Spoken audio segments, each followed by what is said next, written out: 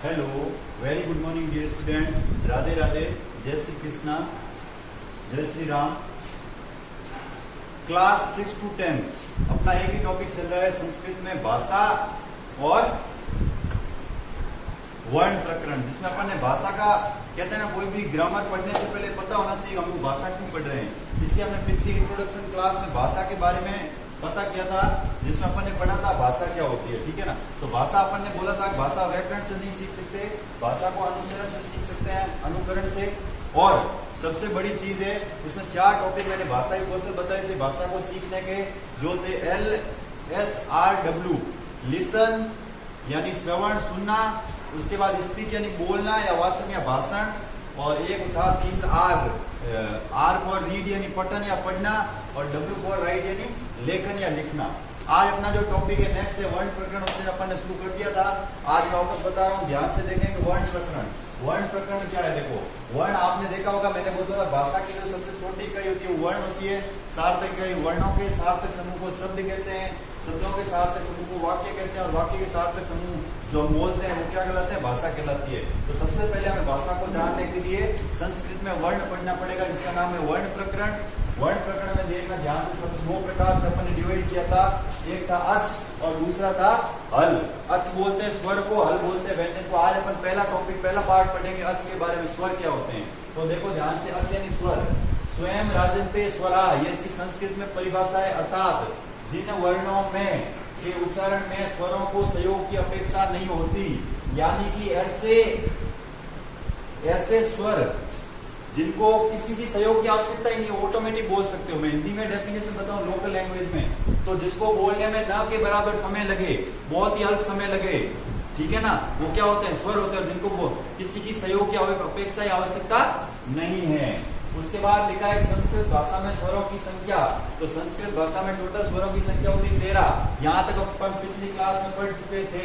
अब 13 स्वर कौन कौन से? तो अ, आ, ई, बड़ी, छोटा ऊ, बड़ा ऊ, री, बड़ी री, ए, ओ, ए, ओ।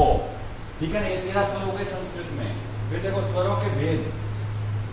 अब स्वरों के भेद 2 प्रकार से किए जाते हैं, एक तो मात्रा की दृष्टि से यानी मात्रिक भेद, और दूसरा होता है उच्चारण की दृष्टि से। तो सबसे पहले अपन पढ़ेंगे मात्रिक भेद।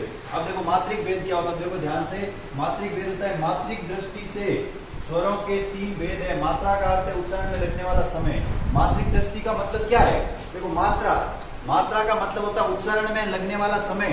आपने कितनी देर में वो चीज बोली है, वो मात्रा को बोला है, वही उच्चारण में लगने वाला समय क्या है? मात्रा है। उसके बाद देखो सबसे पहला जो पार्ट है अपना, वो आता है ह्रस्व या लघु या छोटा स्वर। ह्रस्व स्वर, और एक होता है दीर्घ स्वर और एक प्लुत स्वर। 3 प्रकार के स्वर होंगे मात्रिक भेद की दृष्टि से। ह्रस्व स्वर, लघु स्वर, दीर्घ स्वर, और एक होगा प्लुत स्वर। तो सबसे पहले अपन पढ़ेंगे ह्रस्व स्वर। ह्रस्व यानी लघु, लघु का मतलब होता है छोटा, तो ह्रस्व का अर्थ हो गया लघु और छोटा, और इसको बोलते हैं एक मात्रिक स्वर। एक मात्रिक यानी जिसको बोलने में सिर्फ 1 सेकंड का समय लगे। एक मात्रा को बोलने में कितना समय लगता है? 1 पल यानी 1 सेकंड का। यानी ये एक मात्रिक स्वर है जिसको बोलने में कितना समय लगे? 1 सेकंड का। उसे हम क्या बोलते हैं? ह्रस्व या लघु स्वर। देखो ध्यान से, अ, ई, उ, री, री, ये 5 कौन है? ह्रस्व स्वर, अ, ई, उ, री और री। इसके बाद अपना अगला है लघु स्वर, उसके बाद दीर्घ स्वर। देखो अपना अगला स्वर है दूसरा, पहला बड़ा ह्रस्व, दूसरा है दीर्घ स्वर। ठीक है ना, दीर्घ का मतलब होता है बड़ा। ठीक है, एक होता है आपके गुरु।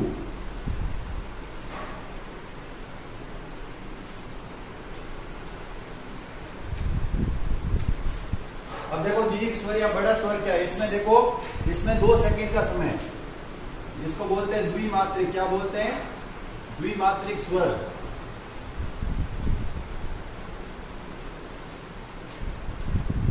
जिसको बोलने में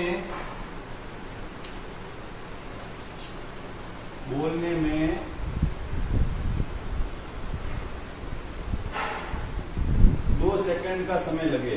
कितने सेकंड का? 2 सेकंड का समय लगे।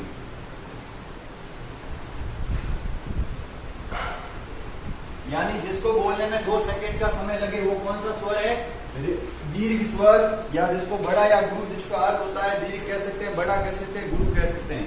अब देखो इन स्वरों की टोटल संख्या होती है आपके दीर्घ स्वरों की संख्या। ह्रस्व स्वरों की संख्या थी 5 और अ ई उ री री, और दीर्घ स्वरों की संख्या कितनी होगी 5, पीछे कितने बचे 8, यानी दीर्घ स्वरों की संख्या कितनी हो गई 8। अब 8 कौन से पीछे बचे हुए देखो, आ, फिर बड़ी, बड़ा ऊ, बड़ी री, ए, ओ, ए और ओ।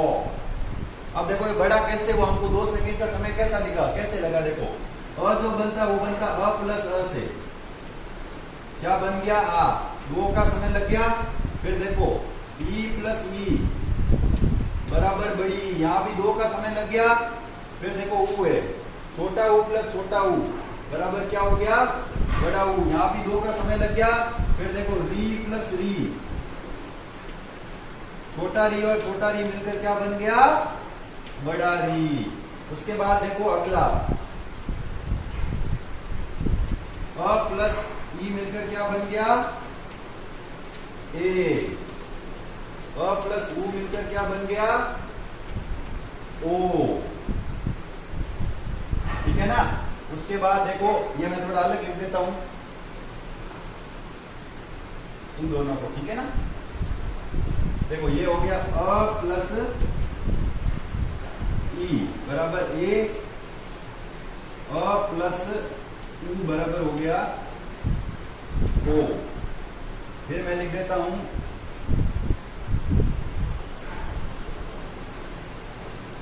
अ प्लस ए बराबर हो गया ए, और अ प्लस ओ बराबर हो गया आपके ओ, ठीक है ना। अब देखो ध्यान से, ये जो है ये वाला, ये तो हो गया आपके सजातीय दीर्घ, इनको बोलते हैं सजातीय दीर्घ, और इनको बोलते हैं आपके गुण,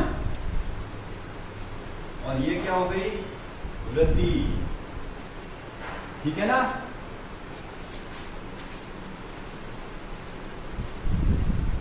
अब एक बार वापस अच्छे से देखना, देखो मैं वापस बता रहा हूं, दीर्घ या बड़ा स्वर या गुरु, तो देखो द्विमात्रिक स्वर जिसको बोलने में 2 सेकंड का समय लगे, ध्यान से सुना मेरी बात को, दीर्घ का मतलब भी बड़ा होता है, यानी द्विमात्रिक, द्विमात्रिक यानी 2 मात्राएं, जिसको बोलने मात्रा यानी उच्चारण में लगा समय, बोलने में लगा समय मात्रा कहलाता है।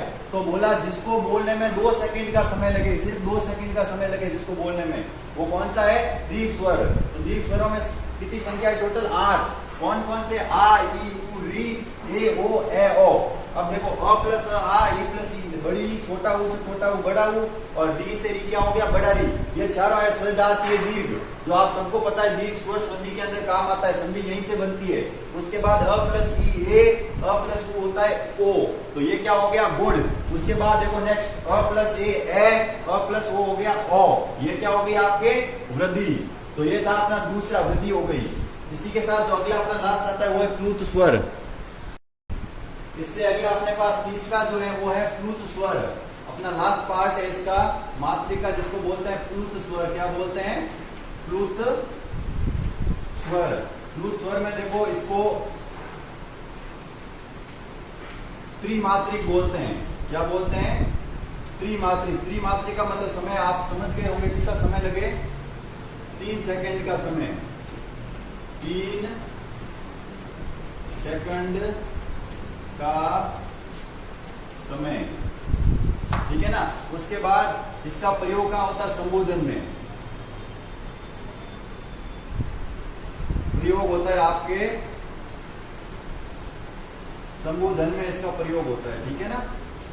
अब देखो संबोधन में जैसे कहां पे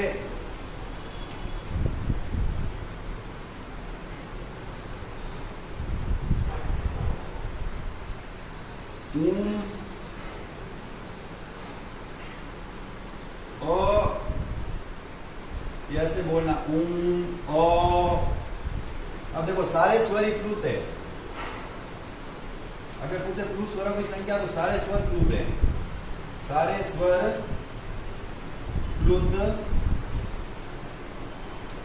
होते हैं। उनके पीछे पीछे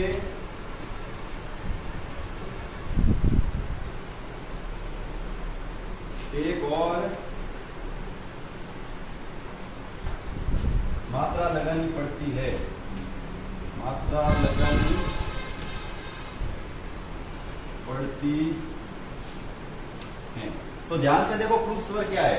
देखो प्लूत स्वर का मतलब त्रिमात्रिक यानी जिसमें 3 सेकंड का समय लगे। ध्यान से सुनना, प्लूत स्वर त्रिमात्रिक यानी जिसमें 3 सेकंड का समय लगे, जिसको बोलने में प्रयोग क्या है, इसका प्रयोग हमेशा संबोधन में करते हैं। ओम ऐसा करते हैं ना, मतलब लंबा खींचना, पीछे एक और ये मात्रा लगा देना इस प्रकार से, वही क्या है। तो सारे के सारे अगर आप पूछे प्लूत स्वरों की संख्या क्या है, 13 के 13 स्वर प्लूत है। उसके पीछे बस आप एक शर्त है, ये क्या लगाना है आपको, उसके पीछे एक मात्रा लगाना आवश्यक है। चलो सबसे पहले अपन ने पढ़ा मात्रिक भेद के अनुसार, अब पढ़ते हैं उच्चारण की दृष्टि के अनुसार स्वरों के भेद। तो उच्चारण की दृष्टि के अनुसार स्वर दो प्रकार के होते हैं, अनुनासिक स्वर और अनुनासिक स्वर। ध्यान से शब्द को देखना, शब्द में ही इसका अर्थ छिपा है। देखो अनुनासिक यानी जिसको नासिका के द्वारा बोला जाए, जिसमें मुख के साथ नाक का भी प्रयोग किया जाए। मुख से तो अपन बोलते ही हैं, मुख के साथ नाक का भी प्रयोग किया जाए, मतलब वो अनुनासिक स्वर कहलाएगा। यहाँ ध्यान से देखना, अनुनासिक स्वर, अनु अन का मतलब बिना, बिना नाक के यानी खाली मुंह से बोलना। आदमी बोलेगा कहीं से तो बोलेगा ही मुख से, तो नाक का प्रयोग नहीं करना, नासिका का प्रयोग नहीं करते हुए मुख से बोलना अनुनासिक, और नासिका का प्रयोग करते हुए मुख से बोलना अनुनासिक स्वर। अब देखो ध्यान से इसकी डेफिनेशन क्या है। जिस स्वर वर्ण का उच्चारण मुख सहित नासिका से किया जाता है, यानी जिस स्वर वर्ण का उच्चारण मुख सहित नासिका से किया जाता है वो कहलाता है अनुनासिक। और जिस स्वर वर्ण का उच्चारण मुख से किया जाए, नासिका का प्रयोग नहीं किया जाए, उसको बोलते हैं अनुनासिक स्वर। फिर देखना, अगर अपन सारे स्वरों के ऊपर छंद बिंदु लगा देंगे, जैसे ऐसे अंग आम ईम ऐसे, तो वो तो अनुनासिक होगा, जिसमें नाक का प्रयोग करेंगे। और जिसके ऊपर नहीं लगाएंगे, सीधे जैसे स्वर हैं अ आ ई उ लिख देंगे, तो वो क्या होगा आपके अनुनासिक स्वर। अब एक बार मैं हल्का सा रिकॉल मार देता हूँ, दोबारा देखना अपन ने आज क्या क्या पढ़ा आज की क्लास में। तो सबसे पहले अपन ने शुरुआत किया वर्ण प्रकरण से। वर्ण प्रकरण दो प्रकार का था, एक अच और एक हल। सबसे पहले अच पढ़े अपन ने स्वर। तो स्वर में सबसे पहले अपन ने दो भागे पढ़े। स्वर कौन कौन से, सबसे पहले पढ़ा संस्कृत में स्वर कितने होते हैं। तो संस्कृत में कितने स्वर थे मित्रों, 13 स्वर थे, ठीक है ना। उसके बाद देखना दोस्तों, संस्कृत में 13 स्वर थे। 13 स्वर के बाद कौन कौन से, तो आपको पता ही है, अ आ ई उ री री, बड़ी री, बेटा ए ओ। इसी के साथ 13 स्वर हो गए। उसके बाद अपन ने पढ़े स्वरों के भेद कौन कौन से हैं। तो स्वरों के भेद दो प्रकार के होते हैं, एक होते हैं मात्रिक भेद और एक होते हैं उच्चारण की दृष्टि से भेद। सबसे पहले अपन ने पढ़ा मात्रिक दृष्टि से भेद। मात्रिक दृष्टि से 3 भेद थे, ह्रस्व स्वर, लघु स्वर और ह्रस्व स्वर, दीर्घ स्वर और प्लूत स्वर।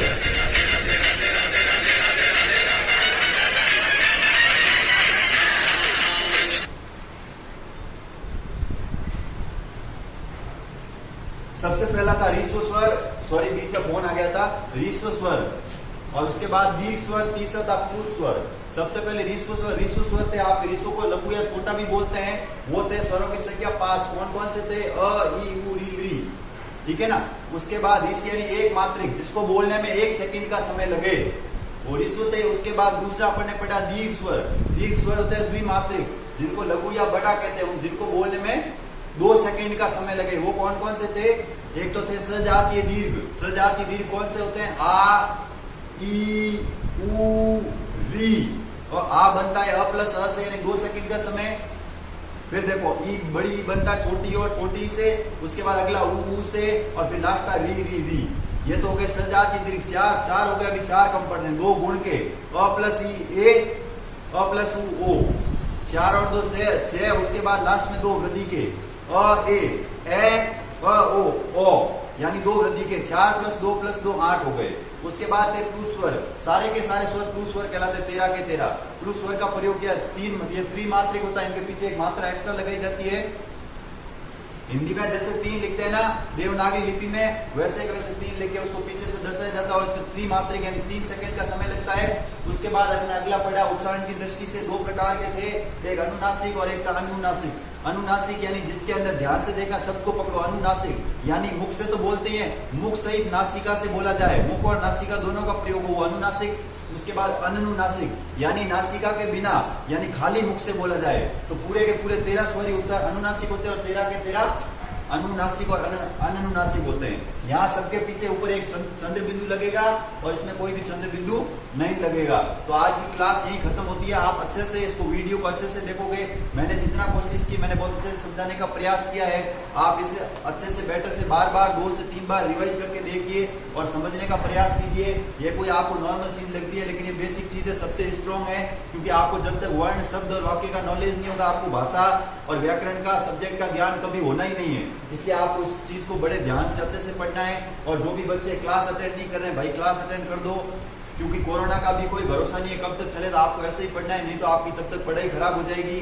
फिर क्या कोई भी गैप होता है ना, गैप, मैंने आपको पहले साइंस में बताया, ये हाथ में 1 महीने तक ऐसे खड़ा रखूं तो ये हाथ वापस नीचे नहीं होगा। तो आपको भी कम से कम 1.5 साल हो गए पढ़ाई छूटे हुए, तो आप कंटिन्यू टच में रहो, क्योंकि आज आप पता ऑनलाइन जमाना, लो कॉम्पिटिशन में आपने आरएस में पढ़ा होगा, अभी आरएस की भर्ती आई, लेटेस्ट रिजल्ट आया है, मतलब ऑनलाइन 1.5 साल से ऑनलाइन पढ़ के उन्होंने आरएस का इंटरव्यू पास कर दिया। अब आप सोचो, उन्होंने आरएस बन गए ऑनलाइन पढ़ के, तो आप 6th 7th 8th 9th 10th class क्यों नहीं पास कर सकते?